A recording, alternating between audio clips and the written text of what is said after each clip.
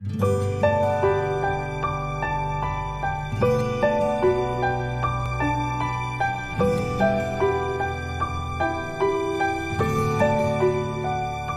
শিখেছি বন্ধুরা, আপনাদের আশীর্বাদ এন্টারটেনমেন্ট চ্যানেলের তরফ থেকে জানাই সবাইকে এক ঝাঁক ভালোবাসা।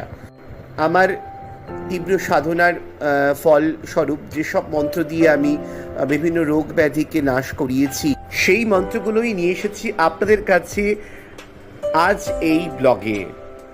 তাহলে বুঝতেই পারছেন, নিয়ম মেনে সেই মন্ত্রগুলো সঠিক উচ্চারণ করুন এবং রোগ, আপনার জীবনে যদি সেসব রোগ থাকে, নির্মূল করে দিন সেই দুরারোগ্য ব্যাধিগুলোকে একদম গোড়ার থেকে।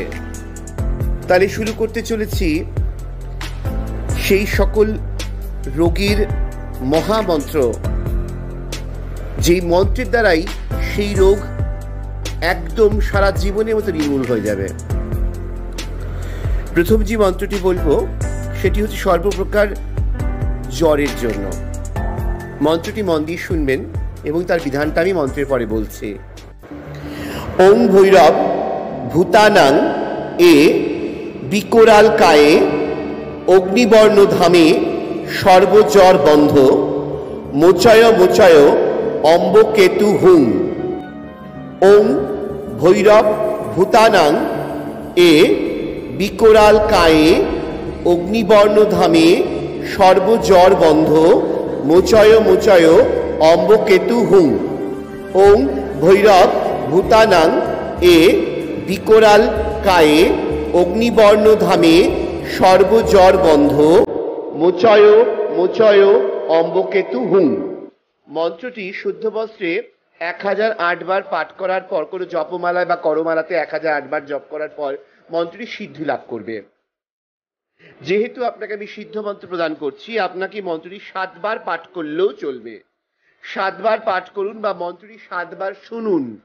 শুনে রোগীকে 3 বার এই মন্ত্রটি পাঠ করতে বলুন, শুনে শুনে পাঠ করতে বলুন।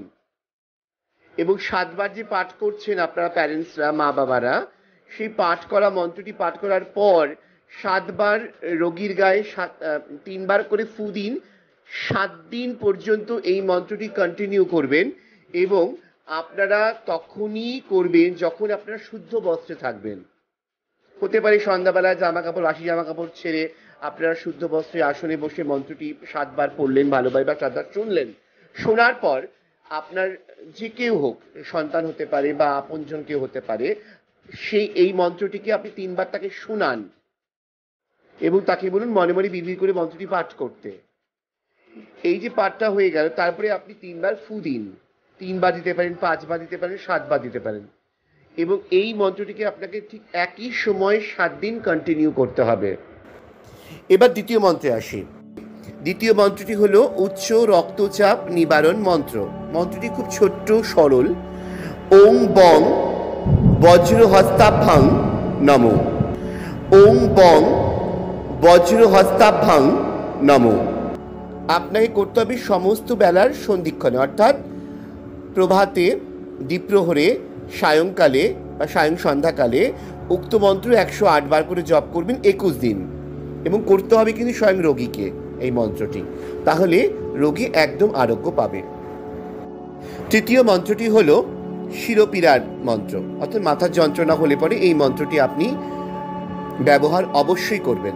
মন্ত্রটি হচ্ছে সহস্র ঘরওয়ালে এক ঘর খায় আগে চলে তো পিছে যায় মন্ত্র কাঁচা না ফুরো বাঁচা। মন্ত্রটি সাবর মন্ত্র। সহস্র ঘরওয়ালে এক ঘর খায় আগে চলে তো পিছে যায় মন্ত্র কাঁচা না ফুরো বাঁচা। মন্ত্রটি সূর্যগ্রহণ বা চন্দ্রগ্রহণের সময় 108 বার মন্ত্রটি পাঠ করে সিদ্ধ হবে এবং এই মন্ত্রটি পড়ে রোগীর যে হাত দুটি আছে সেটা মাথায় দিতে হবে এবং যে মন্ত্রটি পড়ছে সেটা 7 বার মাথার উপরে ফু দেবে।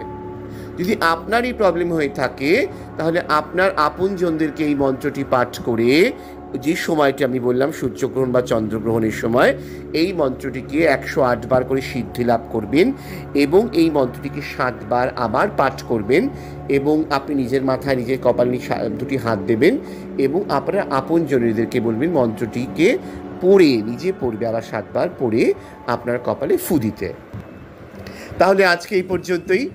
আশা রাখি এই 3টি রোগ আপনাদের একদম নির্মূল হয়ে যাবে ভগবানের কৃপায়। সবসময় মোটিভেট থাকবেন, সকলকে মোটিভেট করবেন, এই চ্যানেলটাকে সাবস্ক্রাইব করবেন, শেয়ার করবেন এবং সবার মাঝখানে এইটাকে ছড়িয়ে দিন এবং সবাইকে বলুন এই মন্ত্রটি করে যাতে এইসব রোগ যদি থেকে তাকে নির্মূল করতে। ভালো থাকবেন, অলওয়েজ বি পজিটিভ।